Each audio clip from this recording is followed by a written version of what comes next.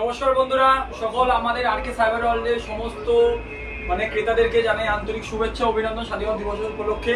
তো বন্ধুরা সবাই জানেন 15, 16, 17 আমাদের অফার স্টার্ট হয়ে গেছে সমস্ত কম্পিউটার বা ল্যাপটপের উপর। তো আজকে স্বাধীনতা দিবস উপলক্ষে আমাদের দোকানের ফার্স্ট কাস্টমার হচ্ছে ছোট্ট ভাইটি, যে প্রথম কাস্টমার আজকে আমাদের সকালে।